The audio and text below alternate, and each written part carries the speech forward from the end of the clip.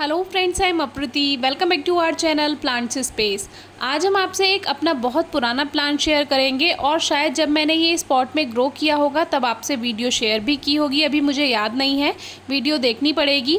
तो ये जो है ये प्लांट हमारा बहुत पुराना है, एक प्लांट से तैयार किया था और देखिए कितना घना हो चुका है। और इसमें कुछ प्लांट्स बेकार भी हो रहे हैं क्योंकि ये काफ़ी टाइम से इस छोटे पॉट में था और जैसे जैसे ये ग्रोथ करता गया उसमें जो साइड के इसमें प्लांट्स थे, जैसे कि बेबी प्लांट्स बनते हैं, तो वो फिर बाहर निकलते गए पॉट से और जिसको जगह नहीं मिल पाई फिर वो एक दो प्लांट सूख भी गए हैं, इसमें ड्राई हो गए हैं और कुछ इनकी लीव्स भी ड्राई हो गई हैं। बहुत दिन से मुझे इसको ठीक करना था लेकिन वही दूसरे प्लांट्स में काम का याद ही नहीं रहता था। तो देखिए कितना छोटा पॉट है, ये लगभग 4 to 5 इंचेस का पॉट है और बहुत छोटा है, बहुत कम मिट्टी आती है। और आप सेंसिवेरिया प्लांट को तो जानते ही हैं, ये मल्टीप्लाई होता रहता है, बेबी प्लांट्स इसमें बनते रहते हैं। तो ये जब ऊपर से मुझे अच्छा दिखाई दे रहा था तो मैंने इसको ठीक करने का कई बार सोचा, लेकिन फिर वही है, जो ऊपर से प्लांट सही दिखाई दे रहा है तो फिर सोचते हैं आज नहीं करेंगे कल करेंगे, और जैसा ग्रोथ करता जाता है वैसे ये चलता गया। और इसमें एक्स्ट्रा केयर की ज़रूरत नहीं होती, कोई फर्टिलाइज़र ऐड नहीं करना होता, तो इस पर ध्यान वैसे भी नहीं गया।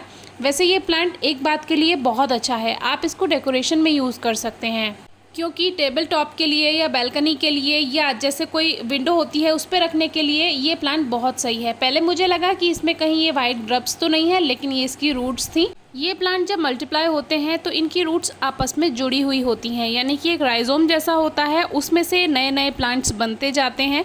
रूट्स बहुत ज़्यादा नहीं फैलती हैं, अगर आप बड़ा पॉट देते हैं तो ज़्यादा फैल जाएंगी, छोटा पॉट देते हैं तो नहीं फैलेंगी।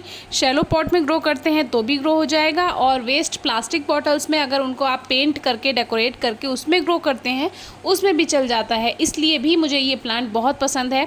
अब देखिए एक साथ ये मिले हुए थे सारे पौधे, तो इसमें नेगेटिव पॉइंट क्या रहा कि जो इसकी पत्तियां हैं वो उस तरह से ग्रोथ नहीं कर पाएंगी और थोड़ी कमज़ोर रह जाएंगी। एक तरह से ये कुपोषण का शिकार कह सकते हो आप इनको, क्योंकि ये ग्रोथ नहीं कर पाई, इनको फैलने की जगह नहीं मिल पाई। तो जो ऊपर ऊपर की पत्तियां नई नई आती गई, जिनको जगह मिलती गई वो हेल्दी हैं, लेकिन जो अंदर दब गई इसमें सब में मिट्टी में और आपस में जैसे मल्टीप्लाई प्लांट्स थे, तो वो ग्रोथ नहीं कर पाई, पतली रह गई और वो देखने में भी इतनी अच्छी नहीं रही। तो कोशिश कीजिए कि इसको लगातार आप ठीक कर लें, 1 साल में या 2 साल में प्लांट को, तो सारे प्लांट्स आपको नए भी मिल जाएंगे और बाकी के प्लांट्स हेल्दी भी रहेंगे। अब देखिए साइड की जो इसकी बेकार पत्तियाँ हैं वो हमने हटा दी हैं। ग्रो करने के लिए हमने सेम पॉट लिया है और इसमें मिट्टी भी वही ली है और इसमें थोड़ा सा हमने काऊ डंग यानी गोबर की खाद मिला दी है, जिससे थोड़ा सा पोषण शुरू में मिलना ज़रूरी है। जब भी हम कोई नया पौधा लगाते हैं तब उसमें खाद ज़रूर दीजिए, उसके बाद इसके लिए आपको बहुत ज़्यादा खाद की ज़रूरत नहीं होती है। आपने देखा ही कितनी अच्छी ग्रोथ ये ऐसे ही रखा करता जा रहा था। तो बाकी मिट्टी में भी मैंने थोड़ा सा खाद और मिला दिया और इसमें ऊपर से इसको अच्छे से फिल कर दिया। एक बात का और ध्यान रखें कि जैसे इसको ओवर मॉइस्चर अगर होता है तो जड़ें गलने लगती हैं और फिर लीव्स भी जहाँ से जुड़ी हुई हैं जड़ों के साथ वो भी पोर्शन गलने लगता है। बहुत ज़्यादा पानी की ज़रूरत नहीं होती है, मैं बहुत कम पानी इसमें देती थी और ये एक जगह रखा हुआ था, ऊपर से स्प्रे कर देती थी, बस उसी में ही ये ग्रोथ करता जा रहा था।